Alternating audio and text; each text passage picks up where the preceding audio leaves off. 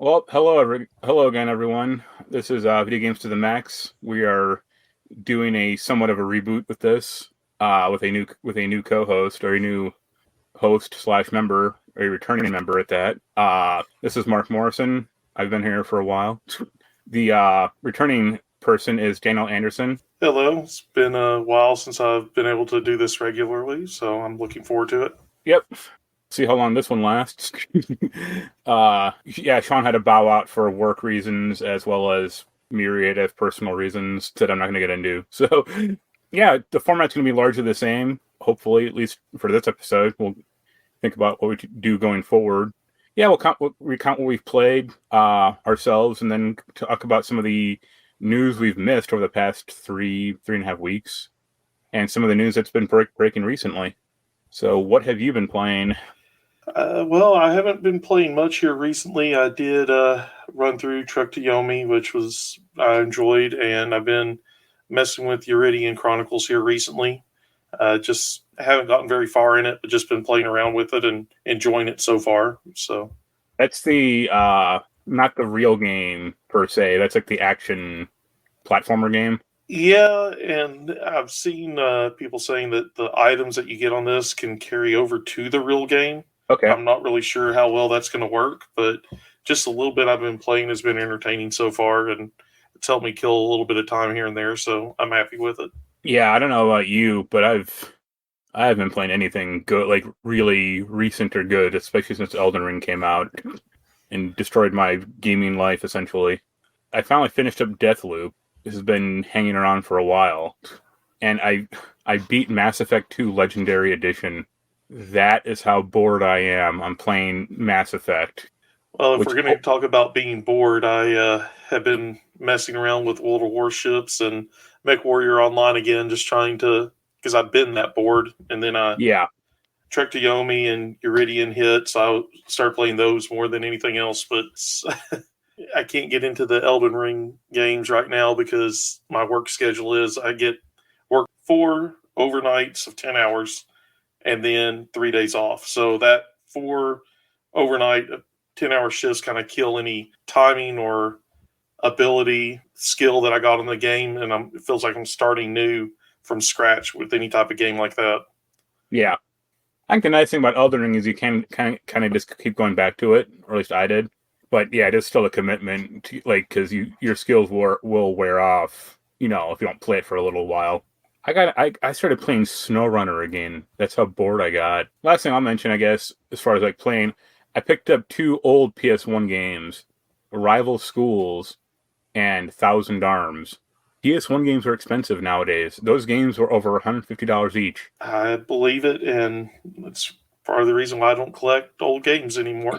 Yeah, I never played Thousand Arms before. I always like heard it was like it's pretty well reviewed. It's like a dating sim slash like JRPG. That game is just like baffling to me now. Like I think I just aged out of it because I'm playing it and I'm like, this battle system makes sense more or less, but like one of the first things it has you do is it's like a weird Simon Says mini game that's like, oh, you have to go to these four spots in this forge and like do an action. So I did what the guy said, and I failed like 8 times in a row. The game isn't quick. Like it takes a little while to get like the messages speed going. And I finally looked up a video guide on YouTube, and it was like the guy like playing it failed 5 times. He finally realized like you're supposed to go to the area and not do the action. Why is there a button that says action? Like sometimes it has you do it, but most times it doesn't. So you just have to like go up to like the up area and just wait there for a second or 2 seconds for it to go. You pass, and then go to the left area or go like left and up, and it's like no wonder everyone failed this probably like 9 times when they were playing it initially. Holy hell! Yeah, I remember the old There, games with those kind of, I'm going to use quotation marks, instructions on what to do. yeah, like I thought a lot of Final Fantasy VII at the time. I mean, we're around the same age. Like at the time, playing that was like seemed normal. But if you Yeah. try giving that to a kid nowadays, like the 1997 Final Fantasy VII, good luck. Like they're gonna figure out like half of it. Especially Even like revisiting it after years of other games, it just, yeah, yeah. like either bad instructions or no instructions. One of the things that the Thousand Arms literally says is, "We hope you read the instruction manual."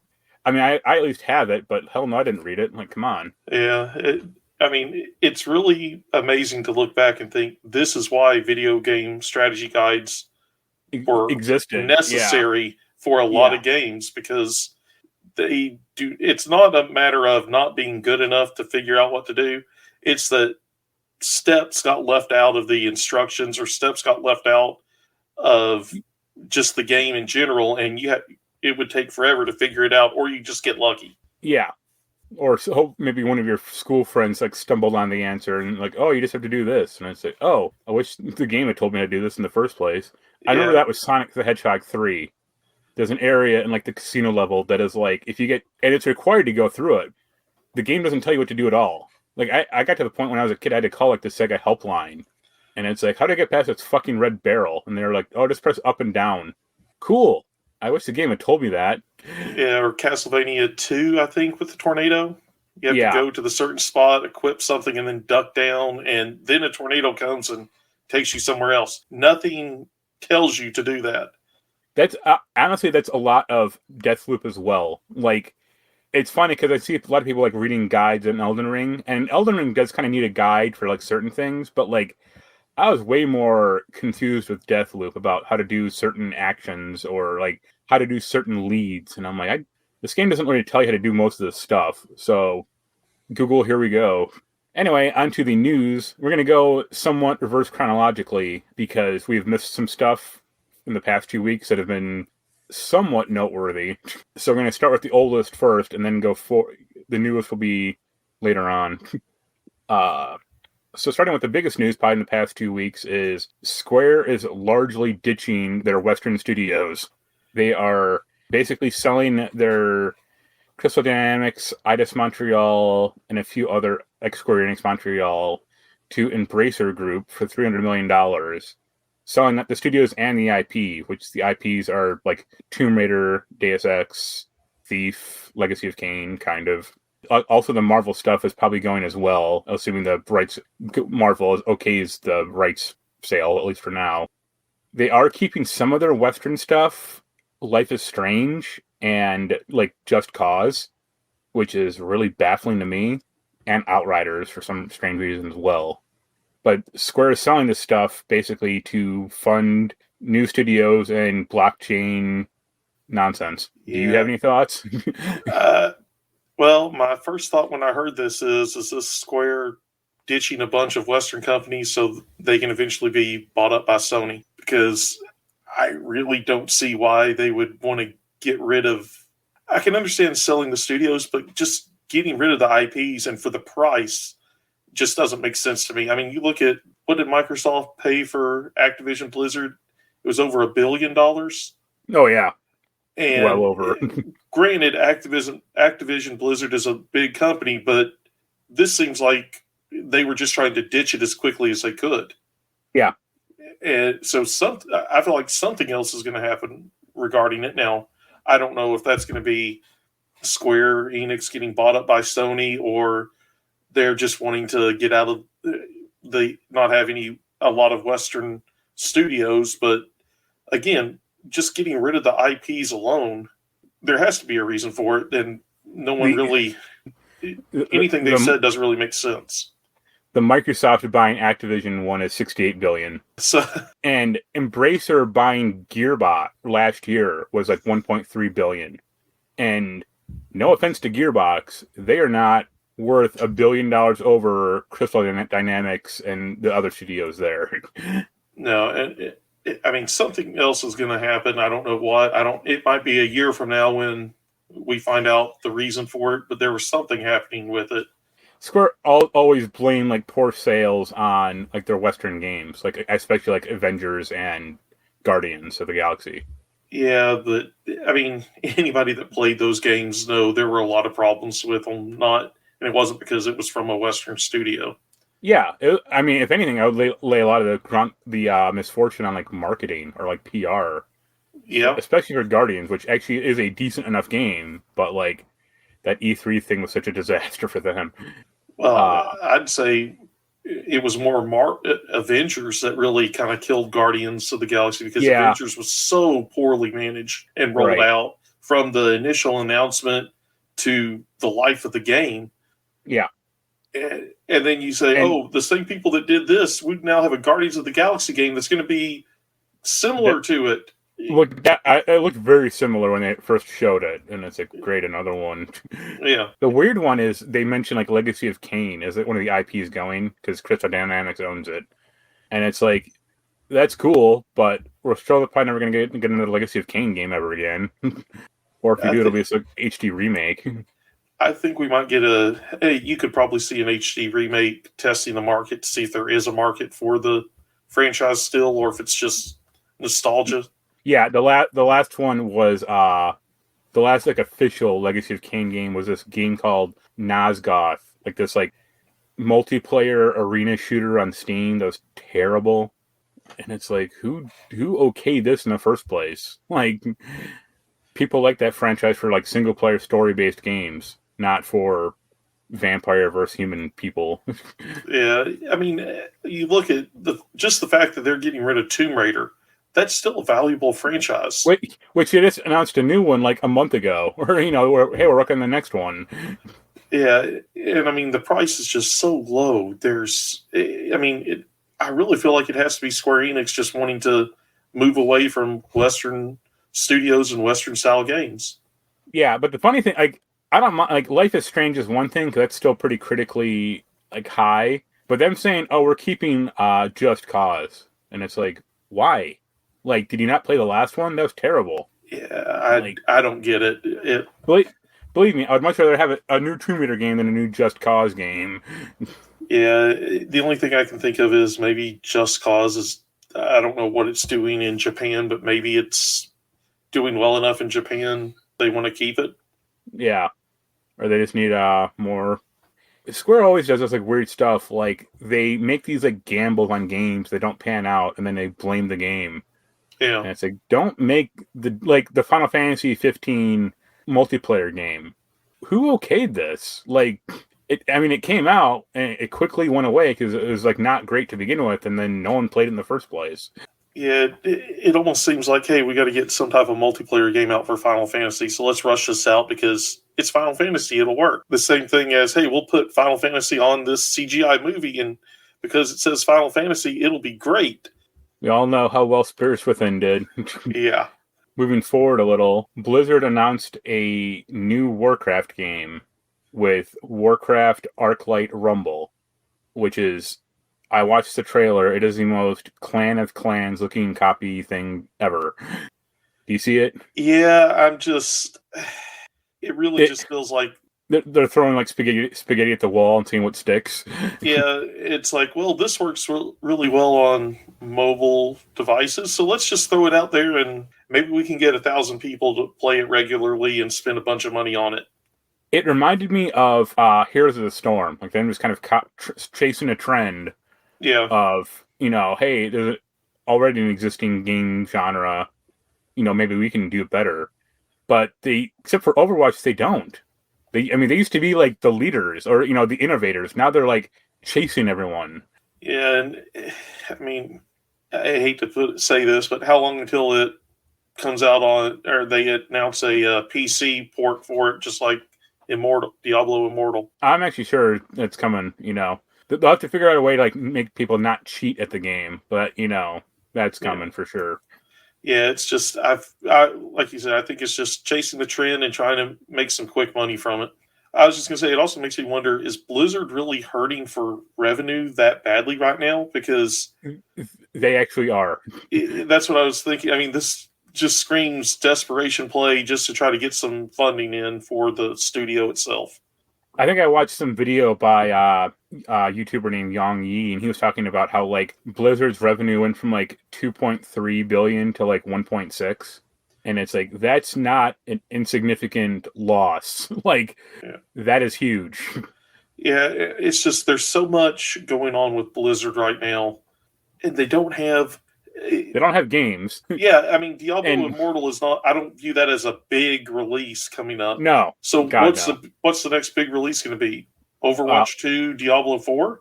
I mean, Yeah, and people aren't happy with Overwatch 2 in the slightest right now. well, and we're talking what, 2023 at the absolute earliest for Oh either yeah, one of those two, probably yeah. later. I mean, uh, I they mean, just don't have the revenue, and the next game released for them would probably actually be like the World of Warcraft expansion. and WoW isn't bringing in the money like it used to. I mean, it used Yeah, to or be WoW was their moneymaker, and everything else was just done. We're going to take some chances on it. It's not going to really matter if it doesn't do well because we've got WoW over here making us money. Now yeah, it's at the point where they need a big hit, and I don't think they're going to get it anytime soon. right. And even like WoW, like that's tumbled so far since even like a year or two ago that Yeah. it makes money still. I mean, it's still like probably one of the top 5 MMOs in the world, but people aren't happy with it at all. Yeah, and I mean, even classic WoW is losing some of its luster at this point. Yeah. Well, on the Activision Blizzard train, there's also Activision said Call of Duty Vanguard didn't sell well due to the World War II setting.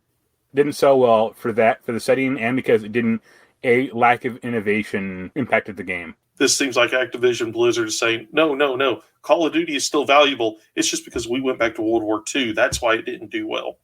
Yeah, and my response would be to that would be twofold. A, didn't Call of Duty World War II do pretty well?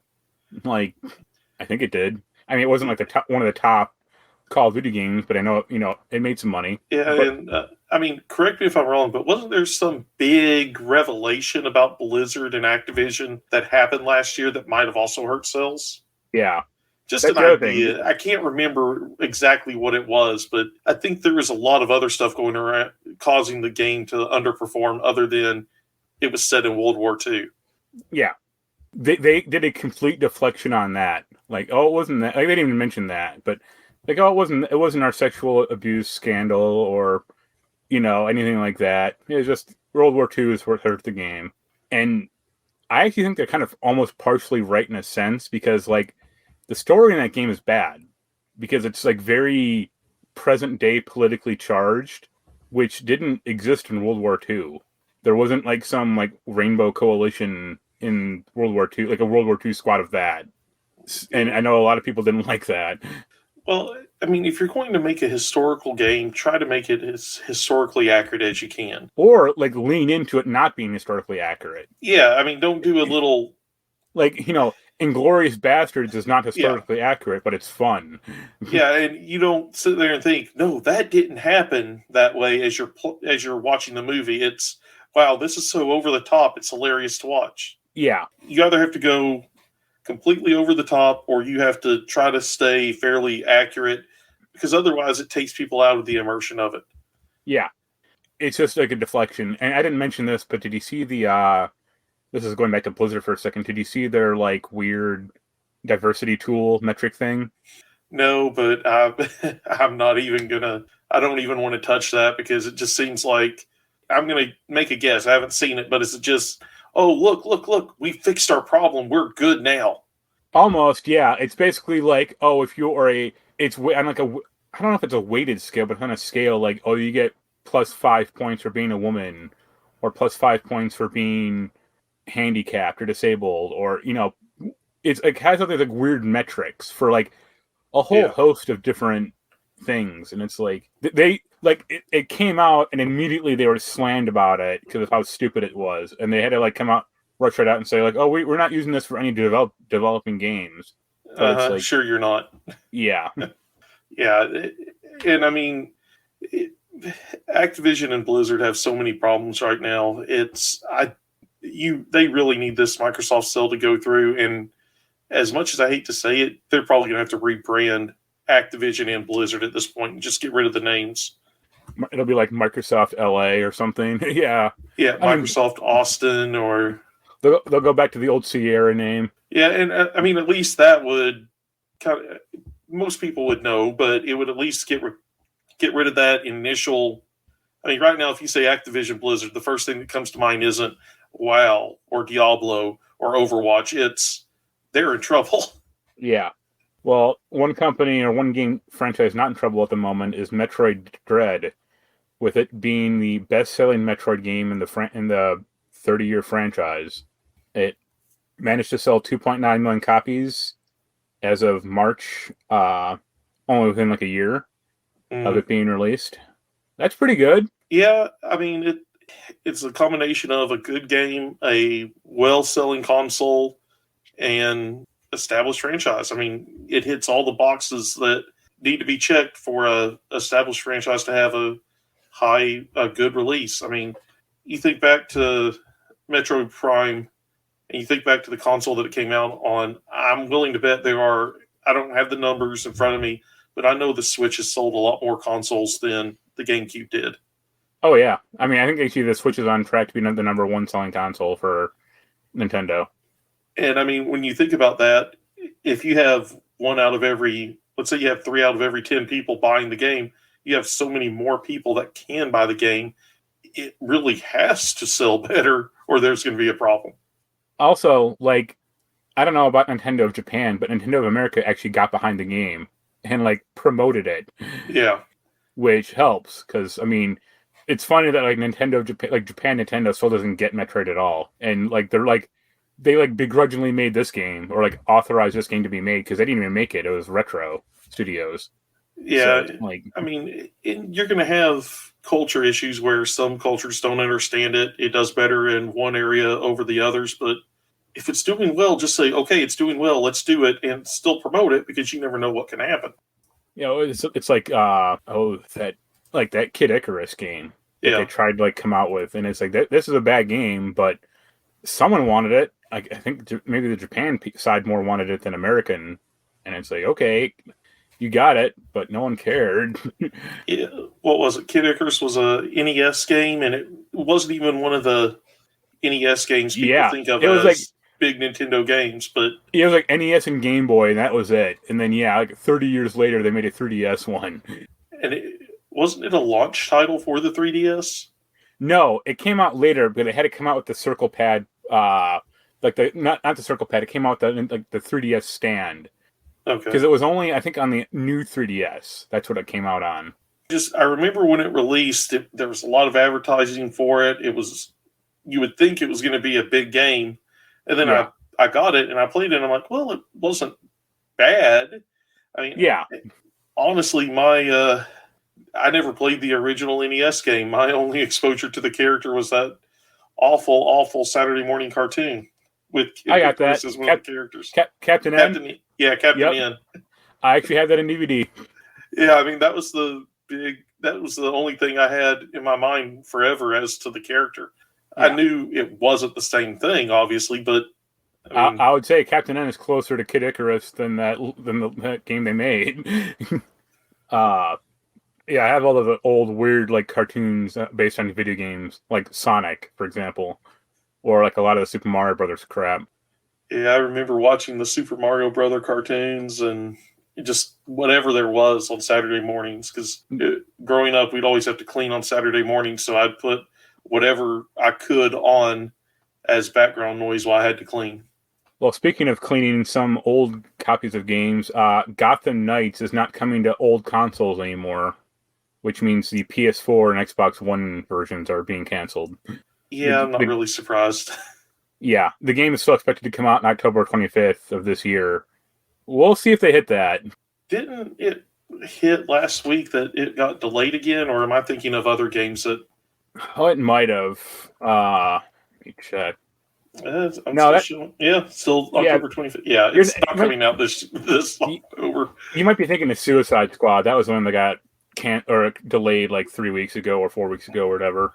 Yeah, I would be surprised if Gotham Knights comes out this year. It could, I guess. I mean, it's been a few years since they first showed the footage, and I'm sure they've been working on it, but I mean, who knows? I guess it depends on how much of it's using the various engines from other games versus brand new.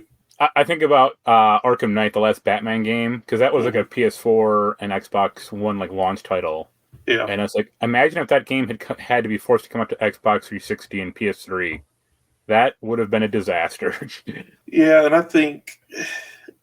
I know it's still hard to find a PS5, but you can find Xbox Series X and S's pretty easily right now.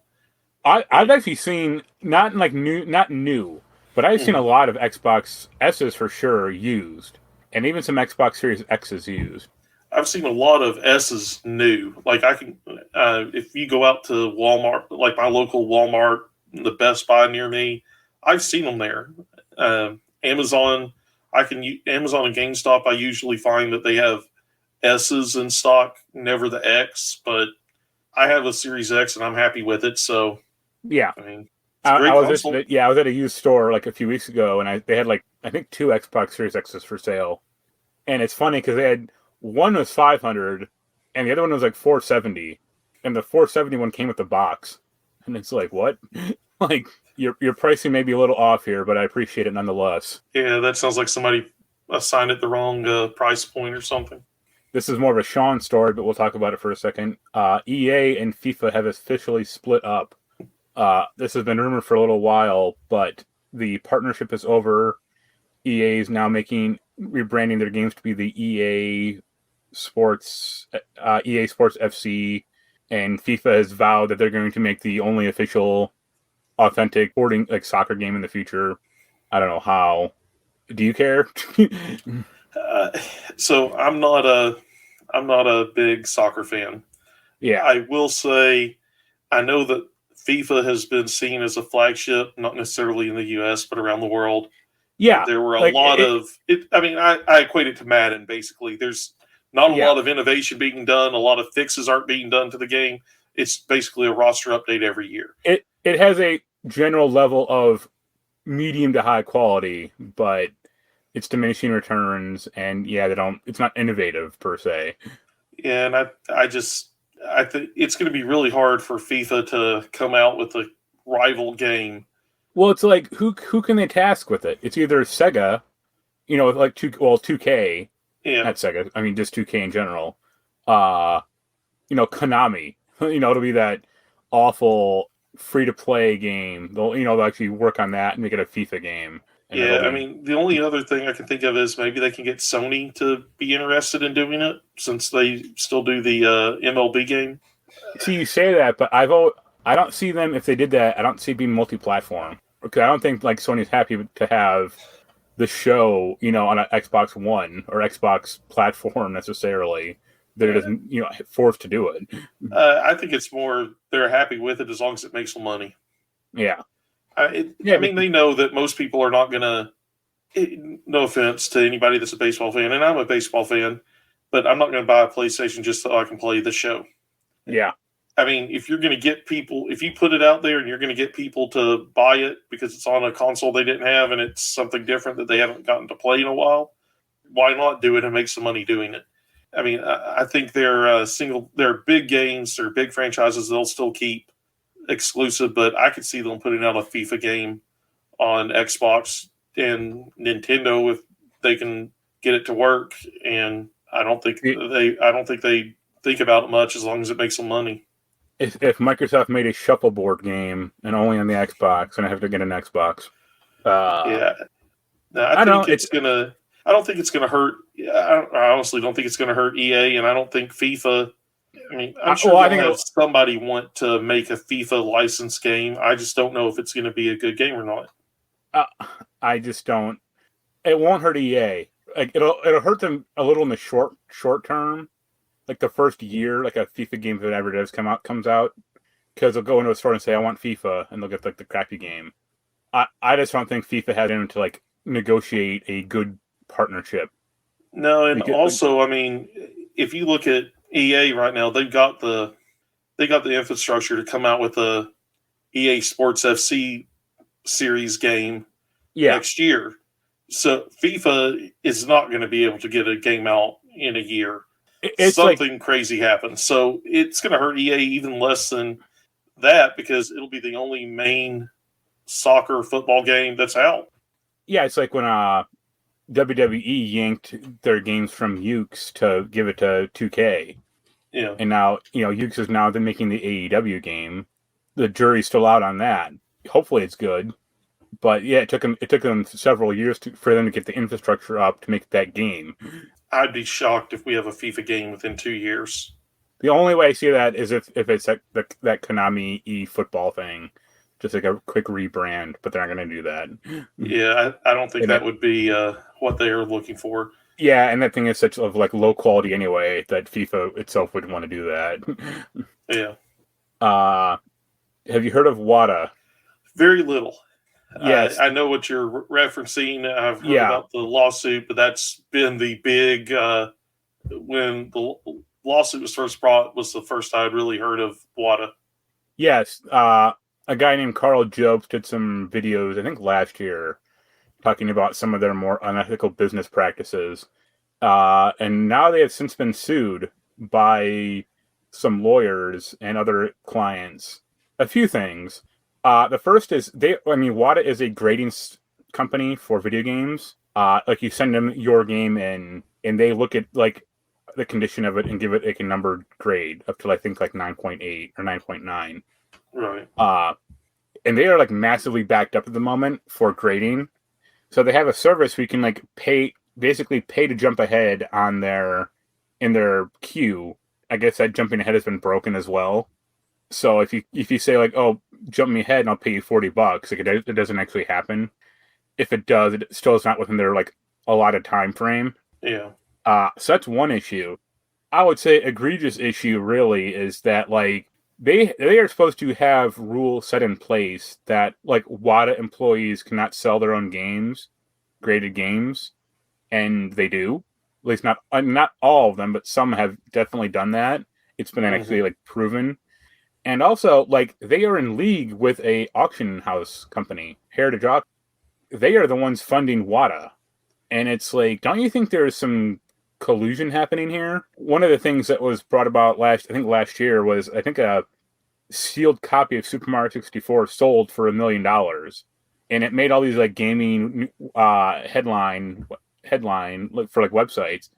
It was only recently announced that, like, one of the people who bought that Mario 64 ran the auction house. And yeah, I think he's I wouldn't be himself. shocked. I wouldn't be shocked if there was some shadiness going on with that. I mean, Well, you get that with a lot of this type of stuff. When you have an auction house funding a grading service, whether they intended to inflate prices or not, it's going to happen eventually. And I mean, I'm not surprised.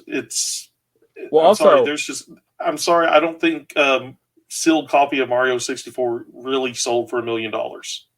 It also, this has happened before with the same auction house. Like the guy, I forget the guy's name, but like the CEO or the president of Heritage Auctions got busted in the 80s for manipulating coin prices. And it's like now he's doing the same thing with video games. Yeah, I mean, do you remember, this was a few years ago, do you remember the big Nintendo PlayStation? Yes, I do. Yeah, I remember that surfacing and everything. Yeah, the guy who found it, I think it's Terry Diebold or Diebold, or I think that's the last name, but I'm not sure. He thought it would be like worth $1 million.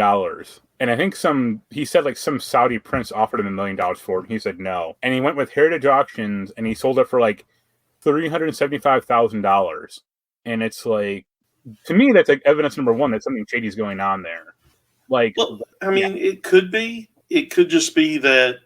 I mean, if you take something there could just not be a big market for it. And I'm not defending the auction house, but I have something that somebody offers me $50 for. I put it up on eBay, and it goes for less than that because there weren't a ton of people that wanted to buy it for the price that I thought. I mean, it happens. Oh, sure. But I would say, like, it happens all the time. Like, if you have a DVD that, you think is worth more than it is, but, it's not. It's literally like one copy of this thing in the world, or that's, like, known, that's where it starts getting, like, shady. Like, well, the thing that's shady to me is if you had somebody offer you that much money, why would the auction house not start the bidding at a lot closer to that price you were offered? Yeah, it started at 500,000 or 750 or something. Yeah, I mean, starting at to where 350,000 was the winning bid. I think 375 or like around there. Yeah, so it shouldn't have ever gotten that. It shouldn't have ever started that low. Yeah, and that could have been manipulation from them trying to drive down the price of it so that somebody could buy it for cheaper. I mean, yeah. Also, the other thing is like there's already a pretty reputable grading system out there called VGA for like grading games. So it's like, why do we need another one? Or no one complained about VGA in the first place. Yeah, I mean, ideally, more competition is better, but when you have something like this happening, it's going to affect the whole industry at this point. And I mean, who knows what's going to end up happening with the games? Stuff that's, I think, like games that are rare because there were not a lot of copies, I think those prices are going to stay the same. Yeah. But the prices of sealed games, I Oh, can go out and find a copy of Mario 2. It's just not going to be a sealed copy. I think I, that's the stuff that you're going to start seeing prices fluctuate with this happening. there's someone on my local Facebook marketplace, like in my town, trying to sell a sealed copy of Super Star Wars: Return of the Jedi for the Super Nintendo, $280, like based on I think like price charting, Mm-hmm. and it's like the average for that game is like 180, and they're wanting 280. Good luck. Like, Yeah, I mean, I really feel like, honestly, I think what will end up happening with this lawsuit is you're going to have businesses declare bankruptcy and nobody have to pay anything, or the head of the businesses are going to just disappear, and then we'll circle back around and start it up again. right, that already happened one time with coins, and coins to video games to whatever new fad they're going to get into later on. Well, it's not a fad. Is the Dead Space remake is coming out next year in January. Do you like Dead Space? Yeah, like the first two.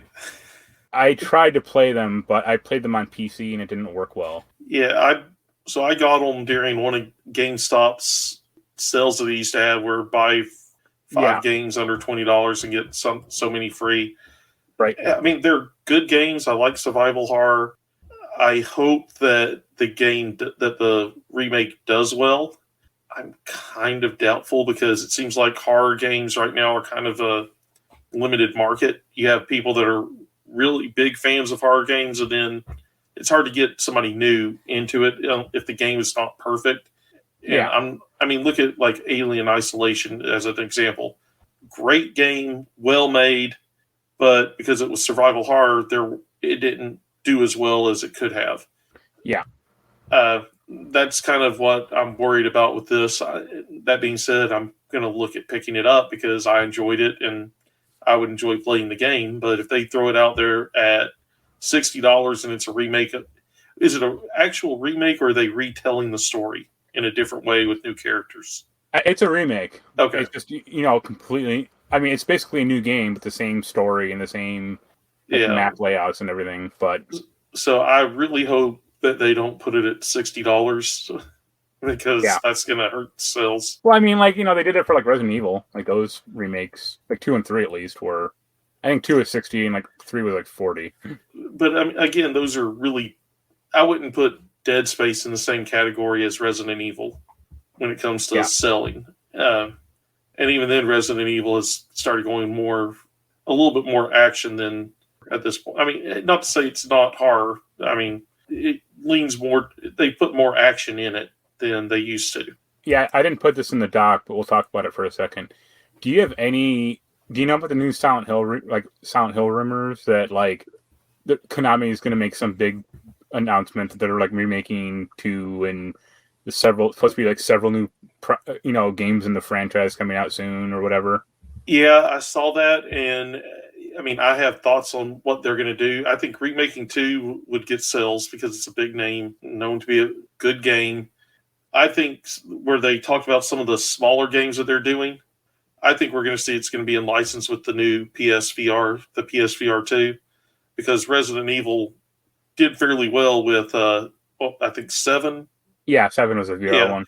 yeah, and I played it on the original PSVR. It was great. I think you're going to see Silent Hill doing stuff like that PSVR just to try to get, because I mean, horror games are great on a VR headset because you're in the game and it works a lot better than playing it with a Yeah, controller, like you like can't sitting there escape. looking Or at a yeah, TV screen. So right. I think some of the smaller games will probably be like Silent Hill experience for PSVR 2 or a 6-hour game that you put the headset on and play it and everything. I don't know if they're really if I don't know. I don't really see them doing a brand new game right now, like a Silent Hill, whatever number. I think it's going to be like side stuff at this point. See, I saw some of the stuff and I'm just like, see any of this because it's still Konami. Well, that's true too. No offense to Silent Hill. I never really got into Silent Hill. Like, I think I played the first one a little. I just didn't like it because of, like, fog problem. But, like, if Konami's gonna bank on one franchise, it should be, like, Castlevania, not Silent Hill. And they can't even put out a Castlevania game. So, I mean, if Sony, but let's say Sony went to them and said, hey, you got this nice horror franchise. We got a new VR headset. Let's jointly fund the game to put out for the new VR headset. I could see that making them want to revisit it a little bit. I mean, maybe, but I just think that, like, I think Resident Evil 7 worked well because, like, that was still a new game. Well, that was a current game. So it looked good. Like, if they just tried to, like, remake, I don't know if they would, like, remake Silent Hill 2 or, like, just have, like, the old-ass PS2 version of Silent Hill 2 run in VR. Well, now, I'm saying they'll probably do an HD remake like they're doing with Dead Space, and then where they're talking about doing, like, smaller Silent Hill games, I think those will be the VR games. Like a 6-hour VR game for Silent Hill, where you're going around in a house and stuff's jumping out at you or whatever. I think the problem, I think, with, like, Konami is, like, once the guy or whoever evangelizes the franchise leaves, that's it.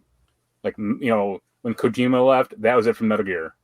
Yeah. When the guy who made Suikoden left to make that, you know, the game you're playing, or, you know, when Konami fired him, that was it for Suikoden. I mean, I guess the guy who created Klonoa is still there because they keep pumping those games out. Football guy is still there. That's a soccer guy, but that's about it. Like, Konami hasn't made a new game in, like, years. Yeah, I mean, the only reason I could see them revisiting it because if it's a remake, somebody's probably paying them money to do it, and they're just going to get a cut of it for licensing it. And I would say even with, like, you do see a VR experience, they're just going to license it out, and it'll be another studio making it. It's not going to be Konami in-house making it. I think that's how we'll get some of Konami's old franchises to come back, with a company paying them to just license out the franchise. Because for Konami, they're getting money even if it's terrible. And if it's good, they'll get more money. And the last real big story is Sony announced today their PS Plus new plans for their tiered service. They announced a bunch of smaller things, but the biggest thing to me was the classic games catalog with the premium and the next level service. So the first one is PS1 and PS2 games and PS4 games, and the highest level tier is PS3. So let's go through the second tier first with their PlayStation 1 games, 9 of them, or 10, PS1 and PSP. So the PS1 games are their games are Ape Escape, Hot Shots Golf, Intelligent Cube, Jumping Flash, and Siphon Filter. The PSP game is Super Stardust. And the 4 third-party games are Mr. Driller, Tekken 2, Worms World Party, and Worms Armageddon. This is a worse lineup than the PlayStation Classic. Well, okay, so a couple things.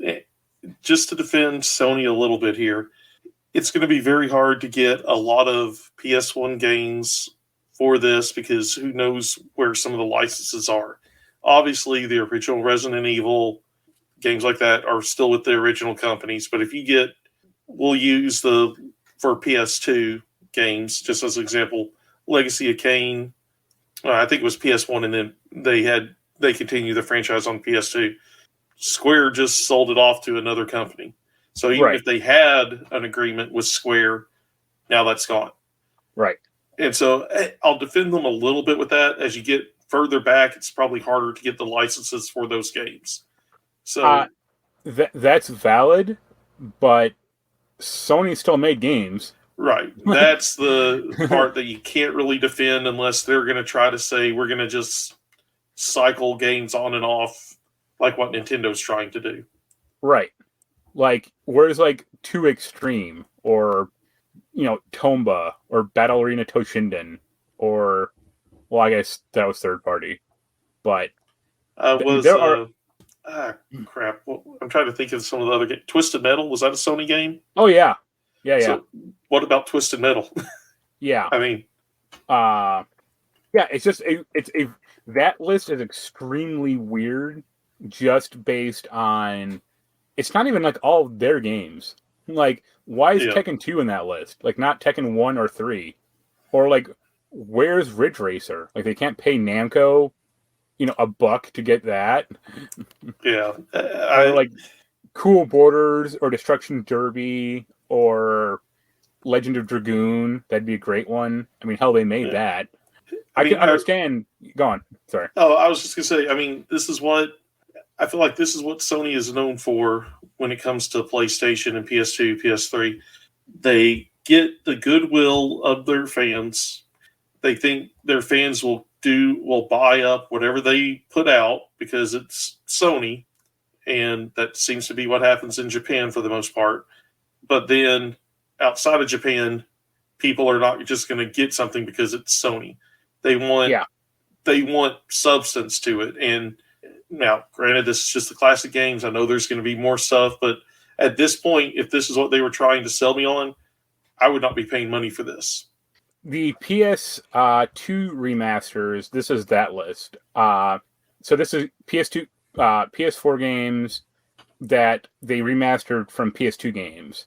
So that list is Ape Escape 2, Art the Lad, Twilight of the Spirits, Dark Cloud 1 and 2, Fantavision, everyone's favorite, Hot Shots Tennis, Jak 2, Jak and Daxter 1, Jak 3, Jak X, Rogue Galaxy, Siren, and Wild Arms 3 for like Sony-made games.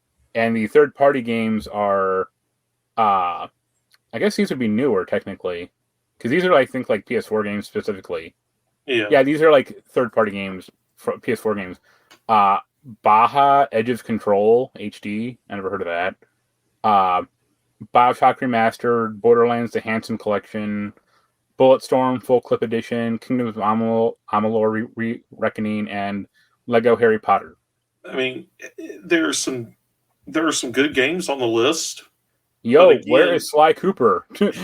Well, but I mean, again, it's nothing that tells me, oh, I got to get a monthly subscription to play these games. How dare you? Fantavision is on that list, man. Come on. Yeah, it's like the Jak games are cool. I'm not going to shit on those at all, but like, where's Ratchet and Clank? Like, yeah, Uncharted. Yeah. Well, that might be like, that might be separate. Like, I can see those two specifically because like they didn't do like HD remasters. I think they did with like Jak though, but no, they did. You had the Uncharted collection, which was everything was remastered. Right. That might be like part of their like tier 1 list though. But yeah, it's just like the most like baffling. That's all right, I guess. But like, yeah, nothing that list like screams out at me. I mean, for a third-party partner, BioShock Remastered, that's not bad. I mean, good games. Borderlands: The Handsome Collection, some good games. Kingdoms of Amalur. It wasn't a bad game. It was good. The story was really good. It definitely shows its age. And then Lego Harry Potter. Well, it's like, except for Lego Harry Potter, every one of their third-party games is from Embracer.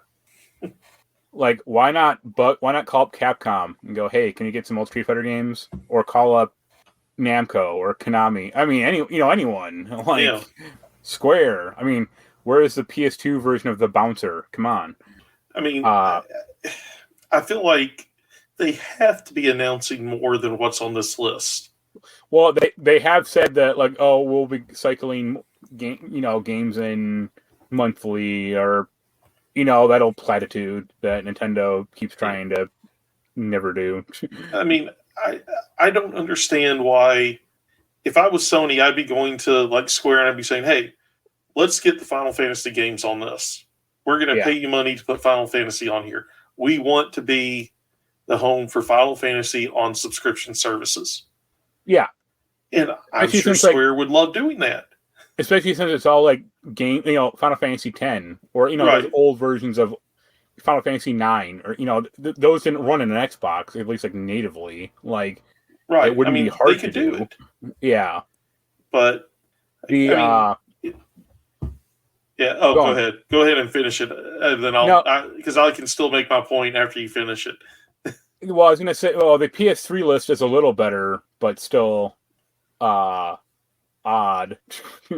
Yeah, This is their highest tier list. So the games that will be emulating from it won't be native run on a PS5. It'll be streamed to your PS5. These PS3 games, Crash Commando, Demon Souls, the first one, like the original one, Echo Chrome, 2 Hot Shots golf games, Ico, Infamous 1, 2, and Festival of Blood. That was like their the DLC spin-off game. Loco Roco, I'm not going to pronounce that word. Coco Riccio, let's say that. that's how I pronounce it. Yeah, Motorstorm, Apocalypse, and RC, Puppeteer, Rain. These are where some of the later Ratchet and Clank games are. Ratchet and Clank, Quest for Booty, A Cracking Time, and Into the Nexus. Resistance 3, Super Stardust HD, Tokyo Jungle, and When Vikings Attack. These are the PlayStation games, or the Sony-made games. And the third-party games are Asura's Wrath, Castlevania, Lords of Shadow 2, Devil May Cry HD Collection, Enslaved, Odyssey to the West, Fear 1, Lost Planet 2, Ninja Gaiden Sigma 2, and Red Dead Redemption Undead Nightmare. Yeah, I have not been impressed at this point with Sony's subscription game offering. The only game that actually jumps out at me on that entire list is Tokyo Jungle, because that is I love that game. It is an extremely weird game, and it does have its fans, but it's an odd inclusion to say the least. And that's the highest tier subscription. So isn't that the $20 a month Yeah, yep. subscription? So is it worth $20 a month to play it? No. I mean, especially since I have a disc copy of it anyway. Well, I mean, yeah, but I mean, I'd be so like looking at this list. I'd want to play Infamous. Yeah, I haven't got I never really got a chance to play the original Infamous games beyond a little bit here or there. right. I'd enjoy playing that. Same way. Yeah, but I'm not going to pay $20 a month to be able to play it. Well, also, it's streaming. Yeah. So unless you have a great internet service, it's probably not going to be like the most ideal way to play a lot of these games. Yeah. That's why I like it. That. There's not a ton of racing games except for like the Motorstorm games on here because they probably can't do it well. Yeah. This would interest me a lot more if these games were just like run natively. Well, like Devil May Cry HD Collection. If that's being streamed, that's going to be interesting to see how well the streaming works on it. Yeah. And then also, the other thing that was talked about was if you bought PS1 or PSP Classics on the PS3 store, you should be able to play those titles on the PS4 or PS5. But it's not every game. It's only what they have deemed will come forward. Like, I was like, oh, cool, I can play Suikoden 2 on the PS5. No, wait, I can't, because it's not on this list. Yeah, unless they're just like, screw it, and any game that you did buy, you can play. Like, that'd be great. I might pay for that if I had to. But, yeah, it's such a bizarre, like, bizarrely, like, really focused list on stuff that people don't necessarily like clamoring for. Yeah. I think, go on. Oh, I was just going to say, unless they're going to be announcing more games as it gets closer. Yeah. I don't see how this is going to.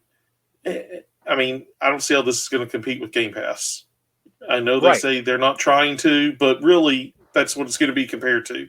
And it's going to have to. Somebody's going to have to be able to look at it and say, this makes it worth not having to get Game Pass for a month. And at this point, I don't think it does. Well, the two things I'll point out, there is one PSP game on that list, Super Stardust Portable. And don't get me wrong, that's a fine enough game. where's Crisis Core? Or I feel like like Sony wants to pretend that the PSP and the Vita don't exist and never I think existed. I think the Vita for sure. The PSP is kind of still. I mean, they have one game on there, but uh, Well, like the Vita, remember when they were so into the Vita that you could play your PS4 games yep, on your Vita? yeah, And you still can, I did that like but once. Yeah, yeah, I mean, they've moved away from anything with any type of handheld because they weren't, I would say their handhelds overall were not successful. no, well, both of them had dumb. Uh, I wouldn't say requirements, but had dumb parts to it. Like the Yeah. PSP, the UMD was pretty stupid. Uh, but like the Vita itself, like the problem with the Vita was the memory cards were terrible. Yeah, And proprietary memory cards on both yeah, of them. well, at least like the PSP one, it was just like the standard like Sony memory stick. Yeah. But yeah, like nothing else used the Vita memory card at all. And then they didn't get behind the Vita. Like they made like a crappy Uncharted game for it, and that was about it. Yeah. I mean, Everything that people liked about the Vita was like either Persona 4 Golden or like the weird indie games that came out for it, which were all pretty good, but Sony wasn't doing that stuff at all. no, I mean, I really think Sony thought, I don't know what they thought with the Vita, but I think they thought like, oh, we have the best, like it is the best technology handheld in the market, so people just flock to it. And it's like, yeah, it is the best, technical handheld on the market, but you have to make games for it, and you miss that part of the equation. well, and I really think they believe more people would be using the Vita as a as a screen to be playing PS4 when other people are using the TV. Yeah. Oh, that transferring nonsense. It's like, oh my god. Yeah. I don't know if you follow him on Twitter, but Jeff Grossman, the guy, one of the guys I really like, he said about the list. He said this list of classic PlayStation games reads like they were chosen by a company that really thinks you hate old games and won't want to bother playing them. Yeah. Yeah. I mean, it's just. Hey, I like a lot of the games actually on that list, but like Intelligent Cube, Jumping Flash. Yeah. No? There's.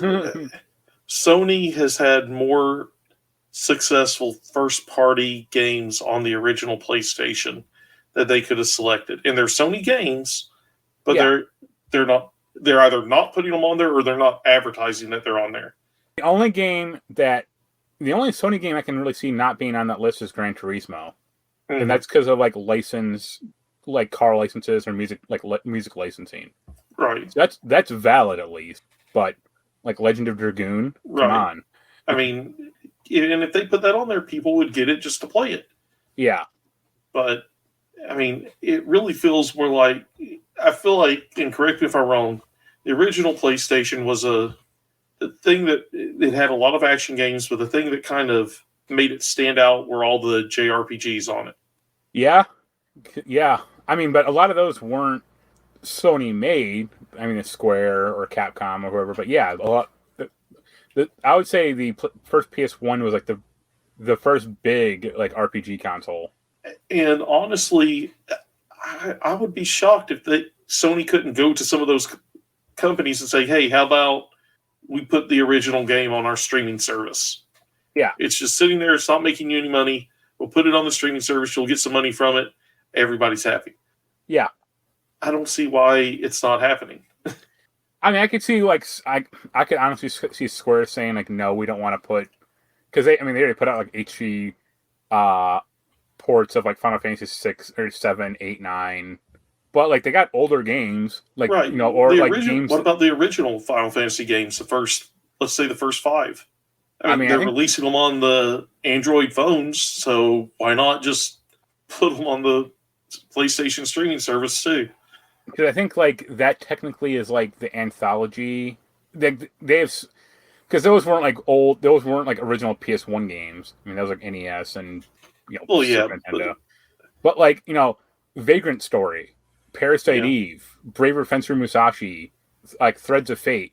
Like, come on, You're not going to do shit with those franchises, and it would help those companies gauge interest. Like, oh, people really like to play Vagrant Story. Maybe we should make another one. Or maybe we should update it. I mean, Yeah, yeah, I look at this and I think there has to be more that they're going to release when it hits, or this can't be a comprehensive list. yeah. But I mean, It's bizarre, but I hope. Well, the guy who currently runs Sony right now doesn't. Let's just say has a few screws loose, but you have to imagine someone higher up than him is going. Let's give the people what they actually want. I don't know. Yeah. Well, that's it. I think for this news segment or news cycle. Yep. Any other things on your mind before we head on off? Let me see. We have anything else that was mentioned that we could talk about? We talked about the Silent Hill. Yeah, I mean, so now this could be. This is something that I think it came out today or in the last couple days. Yep. Ubisoft's streaming is going to be on the PlayStation. Yeah, Ubisoft Plus. Yeah, I saw that, but it's like, all right, I guess. But I don't know. Do you know if anyone actually uses that one? I don't, but at least it's going to, given the list that we just looked at least it's going to add titles to it. Yeah. I mean, I just think there was like a period like 5 years ago when like EA, Activision, and Ubisoft were like, oh, we're launching our own gaming services, and all of them failed. Yeah. Because EA still has like EA Insider. But I don't know if anyone uses that. Call of Duty had Call of Duty Premium that like only like worked for 2 games, and then they got rid of it. And Ubisoft has Ubisoft Plus, but also Ubisoft games are cheap. Yeah, and they get cheap very quickly. Like I don't know anyone. When you put a new copy, the next edition of your franchise out every year, yeah, they drop the prices to move them, and right. So yeah, I don't know anyone who would go like, oh, I need the whole Ubisoft library, when it's like, or you could just buy the game separately, just go from there, because it'd be cheaper in the long run, I think. Yeah, I mean, I'm trying to think what games I'd want to play, what games Ubisoft has put out that I'd really want to go back and revisit. The Crew 2. I was going to say maybe all the Assassin's Creed 2 stories, but yeah, I mean most of those are okay. Like I'm the big Assassin's Creed fan, and even I don't like some of the games in that franchise. So yeah, I mean it's something that wouldn't be bad to revisit, like especially all the all the different games that came out for Assassin between 2 and 3. But yeah. I mean, that I don't know if I would sit there. What was that? 4 games? 3 franchised one, or 3 of the named ones, and then I know. So like 2, they continued the Ezio story. It's 2 Brotherhood and then Revelations, and then they did 3 after that. Okay, I thought there was one more in between 2 and 3. I think they might have done a mobile, or they did like a Vita game or some type of like PSP one maybe, or I don't know. That franchise is so sprawling at this point that I mean, that might be something that would be worth revisiting, but I'm really drawing a blank on it. Yeah. I mean, you look at, since Microsoft bought Bethesda, Game Pass has a lot of Bethesda's past games. I still haven't tried replaying Oblivion or Morrowind, even though it's great to see them there. I haven't tried to replay them anytime recently. Yeah. I think people like having at least like the safety blanket of like, hey, I can always play Morrowind if I want to. Yeah. And I would actually rather play Morrowind than Skyrim, but that's just me. I mean, I have a lot more like nostalgia for Morrowind than their latest stuff. Yeah, well, Morrowind is more, the graphics aren't great, but the game feels like it was more in depth. Whereas Skyrim, you have the graphics, but you don't have the in depth. I mean, you look at some of the storyline choices or the conversation choices. Yeah. I also think like Morrowind is like a lot more experimental, or like a lot more freeform than Skyrim. Yeah. But that's me. Oh, well, as Morrowind, head north and look for a cave somewhere to the north of town. Whereas Skyrim, they give you exactly where to go to complete a quest. Yeah. I mean, stuff like that. But I guess one last thing, huh? Yeah, I was saying I think that's the only last big thing that hit that really I could think of off the top of my head that was worth talking about. This is more. I guess this is more tangentially related to games because it's more TV focused. But did you ever watch Black Mirror? I have seen occasional episodes. I've never watched the full thing, but I did see where they're coming back to Netflix. But yeah. I will say, since we're talking about TV, and I'm going all the way back to the beginning of this podcast, David Tennant returning to Doctor Who. Yep. Where's Christopher Eccleston? Well, he's been doing some he does audio dramas. Yeah, and he's basically said if they'll pay him, he'll come back. So I think there was an interview where somebody asked him a question about it, and he basically said, if they'll pay me, I'll come back. Now, that's an honest answer, at least. Yeah, I mean, we haven't heard anything about Matt Smith or Capaldi or Eccleston at this point, but we are getting Doctor and Donna. I don't think we talked about it, but what do you think? What have you thought of this, like the Jodie Whitaker run of Doctor Who? That describes it right there. Yeah, I really wanted to like it. I really did. I was just disappointed with the initial episodes when they first brought her in, and I tried it again when they brought back Captain Jack. It just my problem. I would say my problem with her run, even still now, is she never seemed like Whitaker herself never seemed to have like a great grasp on the character. Yeah, at least initially, and I would say the same thing about Capaldi. Actually, like when his first half season, he was very unlikable in that role because he was kind of like a gruff asshole. Mm-hmm. But the next season, they like really ironed his character out, and they made him like a lot more likable and human. This one, I can still go back and watch the Capaldi. What was it? The episode with Capaldi or Capaldi's Doctor and River Song. I can go back and watch that all the time because it's funny. It's them having fun. But it feels like the fun was missing from most of Whitaker's run. Right. And then also, the writing never backed her up. Like, she seemed unsteady in the role. And that's like, I would say that's like 20% her fault. But the other 80% is the writing, like, didn't help her at all. So she never quite got a grasp on the character. Well, the showrunner flat out said at the very beginning he didn't want people that wrote sci-fi. He wanted people that just wrote soap operas or wrote other stuff. And it shows. Yeah, and it wasn't good. And instead of maybe making some changes here or there, he kind of, other than bringing back Captain Jack, he dug in harder. Yeah. And when you piss off your regular fans, unless it's the greatest thing in the world, it doesn't matter who's praising it. Those people aren't going to keep watching it. I mean, the one actual bright spot is I forget the actor's name. Oh, the Master. Okay, yeah, Sacha Dhawan. Yeah, he's not written that well, but like the actor is great, and you can see him having like a lot of fun in the role. And it's so evident because nobody else looks like they're having fun whenever he's on screen. Everybody looks all dour and sad, and then you have the Master who you're not supposed to cheer for, and you want to see him. You want to see more of him because he's having so much fun.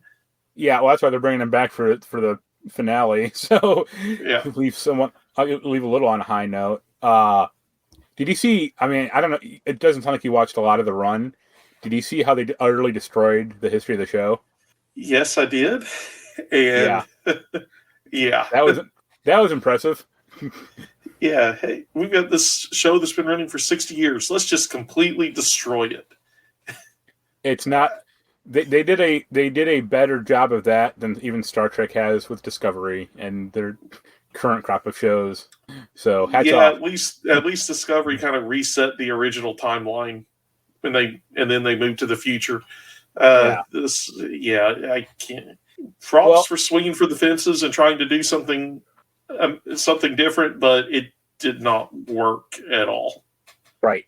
It seems like a show that like he didn't watch any of the prior shows except for like his episodes, maybe. Yeah. And I mean, it really felt like they didn't. It felt like the showrunner didn't care about the average Doctor Who fan. No. They just took them for granted and say, "Oh, well, they're always going to be there, so I'm going to do what I want." And who cares about these other people because they're always going to be there? But they're not. Even like if Star Trek and Star Wars have shown us nothing, it's that fans, longtime fans, have no problem walking away if the new stuff pisses them off. And I'm not saying they don't agree with what somebody's doing. I'm saying when they actively try to piss off the established fans, people will walk away. I mean, I had to give up Discovery just because it was so awful. Mm-hmm. I actively hate watch Star Trek Picard because it is so awful. Yes, Picard is another one where the only episode I enjoyed of Picard, like truly enjoyed, was when he had the interaction with Riker and Troy. Yeah. The fan service episode. Because he seemed more like Picard and not Patrick Stewart playing Patrick Stewart, just giving the name Picard. I mean, and I'm still gonna watch. Like, I was happy with the first episode of this second season. I thought, okay, seems interesting. Not crazy about going back in time, but seems interesting so far. Let's see how it goes. And then it's just gone downhill from there.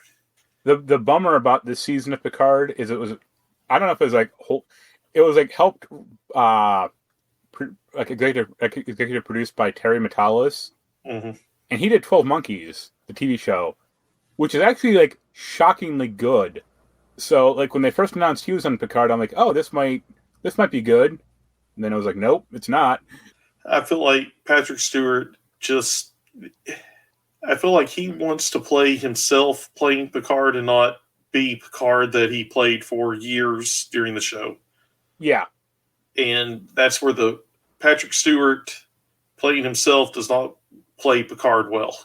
When he plays the character, he embodies the character that everybody has seen and does a good job. But when he just is, I mean, it really feels like he's not even really acting so much. He's just playing himself and cashing the paycheck.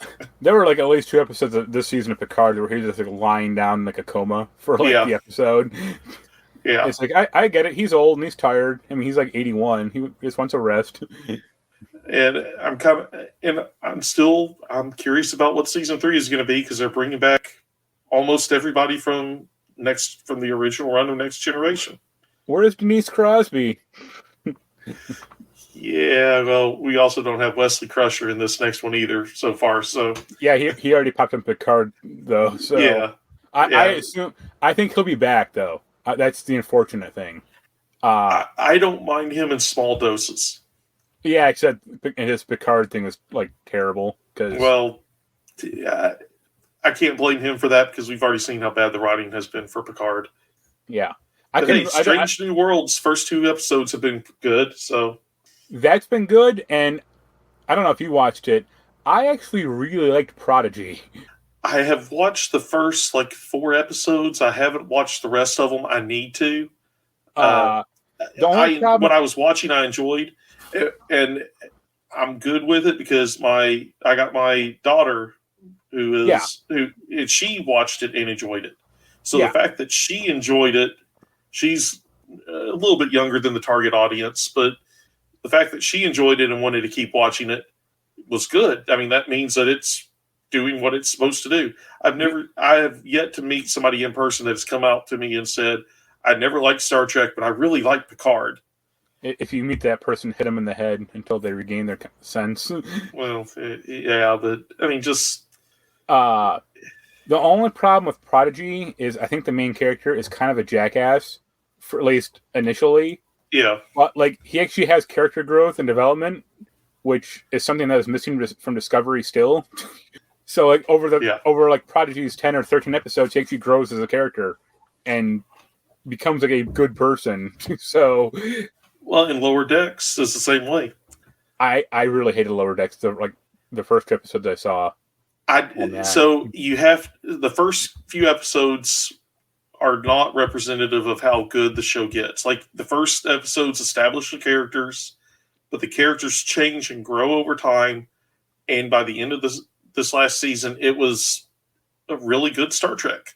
I guess my problem with Lower Decks, honestly, was the main character, Mariner, Mm-hmm. and I couldn't figure out why she was on the show or why she was on the ship. Yeah, because it's like she clearly doesn't want to be there. Her mom was basically forcing her to be there, and it's like, isn't she an adult? Like, why didn't she just fucking leave? well, And you know what? They actually addressed that in this last season. Okay. And they do it in a way that the show is entertaining and what they're doing makes sense. I mean, it didn't have a great start, but it got better. And the characters evolved and changed and grew, and they didn't reset at each episode.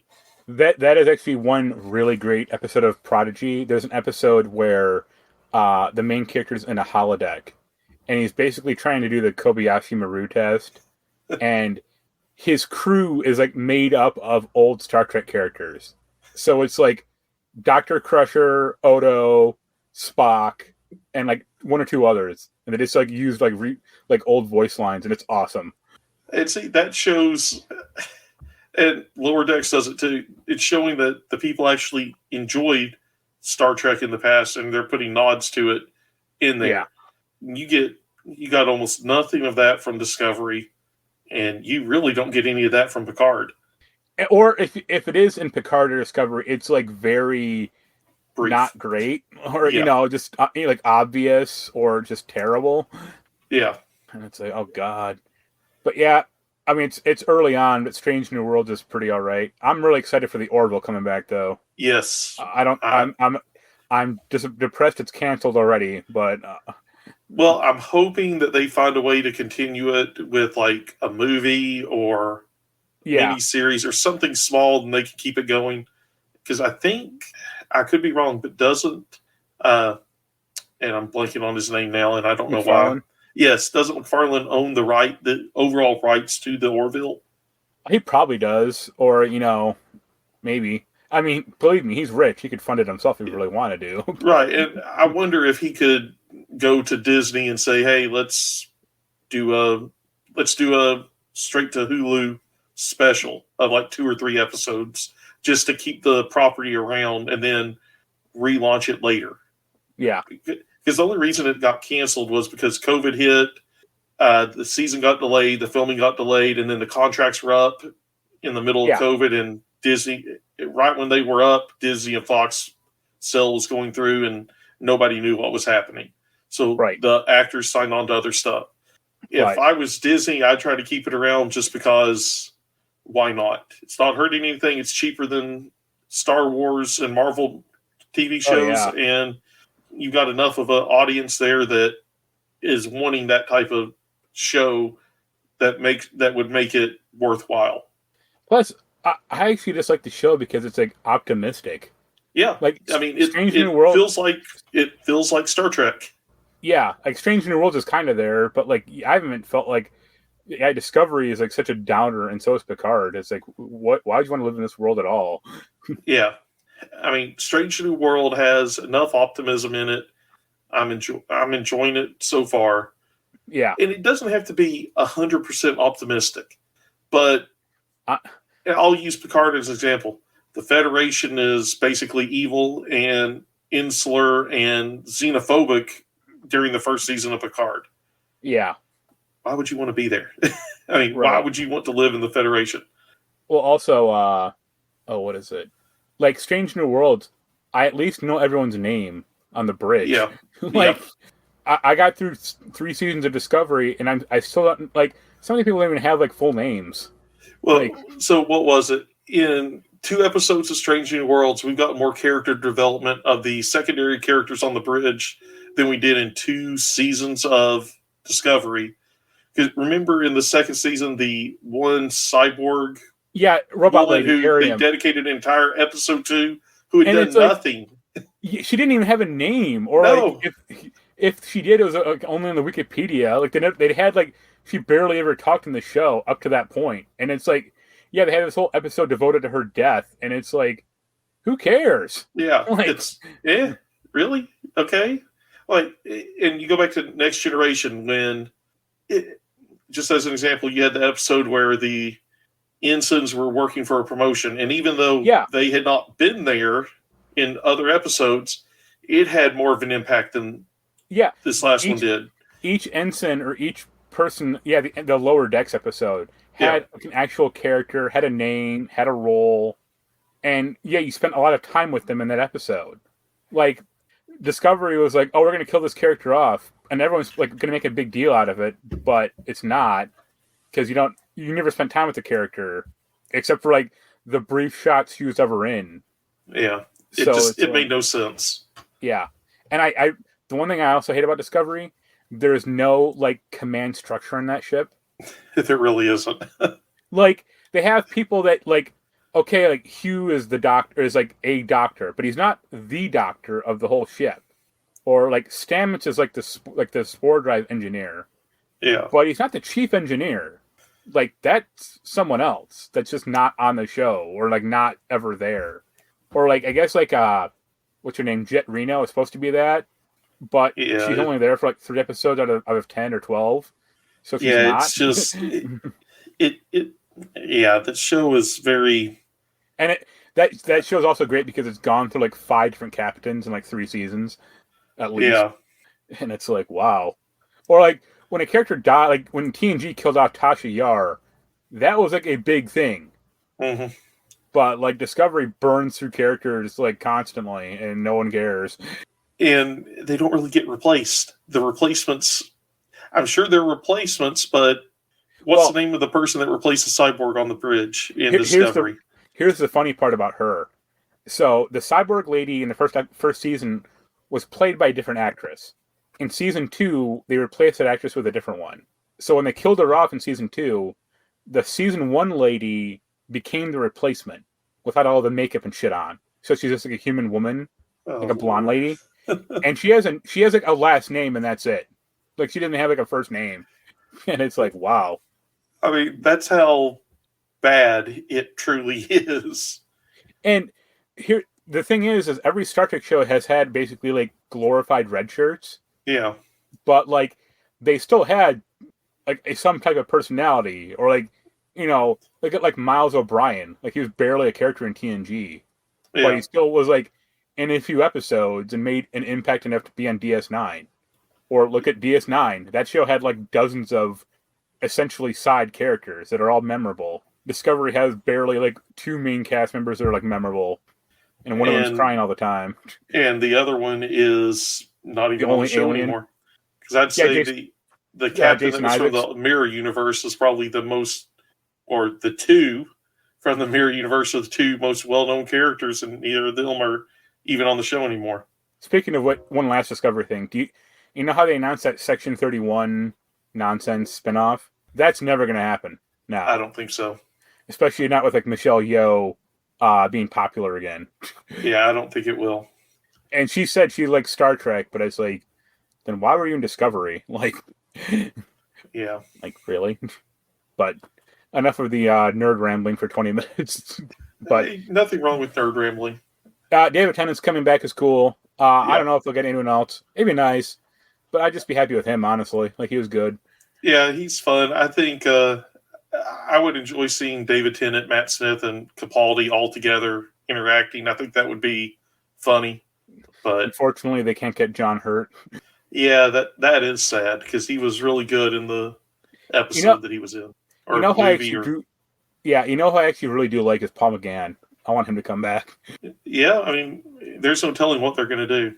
They're not going to have Jodie Whitaker back, though. I would not be surprised if she did show back up, just because from everything I've seen, her and David Tennant are friends. She'll show up as a cameo. Oh, yeah, because they work together on, I think, Broadchurch. But yeah, a cameo or something. But yeah, I don't see them. But a major part. You never know. She could come back, and with better writing, people could like her Doctor more. Could rescue the character.